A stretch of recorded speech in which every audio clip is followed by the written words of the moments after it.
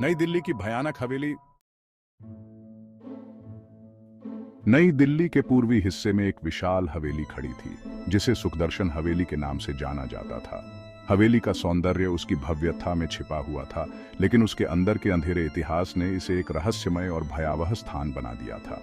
यह हवेली, जो कभी एक अमीर व्यापारी के परिवार का घर थी, अब वर्षों से वीरान पड़ी थी। कहते हैं कि हवेली के मालिक कर्नल संजीव राय एक समय में बहुत ही प्रभावशाली व्यक्ति थे। वे दिल्ली के सबसे अमीर और सम्मानित व्यक्तियों में गिने जाते थे। लेकिन एक रात कर्नल की संदिग्ध परिस्थितियों में मौत हो गई और इसके बाद से हवेली में अजीब घटनाएं होने लगी। लोग कहते थे कि कर्नल की आत्मा अब भी हवेली में भटकती है, शांति की तलाश में। समय के साथ हवेली में अजीब आवाजें सुनाई देने लगी। फुटपाथों पर चलने की आवाजें, अजीब सी चीखें और कभी-कभी दीवारों पर अजीब निशान भी दिखाई देने लगे। इन घटनाओं की वजह से हवेली में किसी भी व्यक्ति को रात बिताने की हिम्मत नहीं हुई। सालों बाद एक युवा पत्रकार नीतू शर्मा, जो रहस्यमय और अलौकिक घटनाओं पर रिपोर्ट करने के लिए जानी जाती थी, ने निर्णय लिया कि वह इस हवेली के बारे में जानने का प्रयास करेगी। नीतू को हवेली के रहस्यों के बारे में जानकर बेहद दिलचस्पी थी और उसने ठान लिया कि वह हवेली की सच्चाई उजागर करेगी। एक दिन नीतू अपने कैमरे और रिकॉर्डर के साथ हवेली की ओर बढ़ी। हवेली का प्रवेश द्वार लंबे समय से बंद था, लेकिन उसने किसी तरह दरवाजा खोल दिया और अंदर घुसी। हवेली का अंदरूनी भाग वैसा ही था जैसे वर्षों पहले छोड़ा गया था। धूल भरे फर्श, झूले हुए पर्दे और जर्जर हुए फर्नीचर। नीतू ने हवेली का सर्वेक्षण करना शुरू किया। जैसे ही वह हवेली के अंदर गहरी हुई, उसे एक पुराना और भव्य हॉल नजर आया, जिसमें एक विशालकाय शीशा दीवार पर लटका हुआ था। शीशे का फ्रेम जंग से ढका हुआ था, लेकिन शीशा खुद साफ और चमकदार था।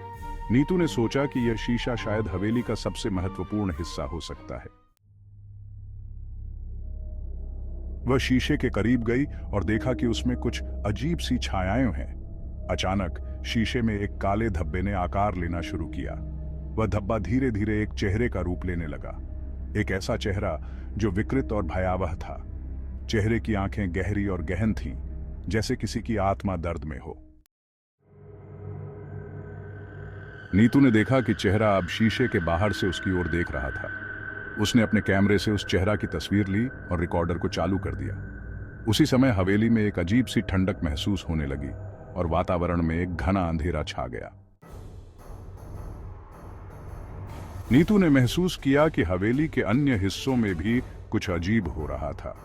दीवारों पर अजीब सी आवाजें सुनाई दे रही थीं और फर्नीचर अपने आप हिल रहे थे। नीतू ने हिम्मत जुटाई और हवेली के पुराने दस्तावेजों को देखने का निर्णय लिया, ताकि वह पता लगा सके कि यह सब क्यों हो रहा है।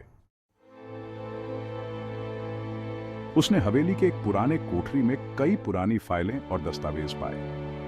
इन दस्तावेजों में कर्नल संजीव राय की आत्महत्या की कहानी थी।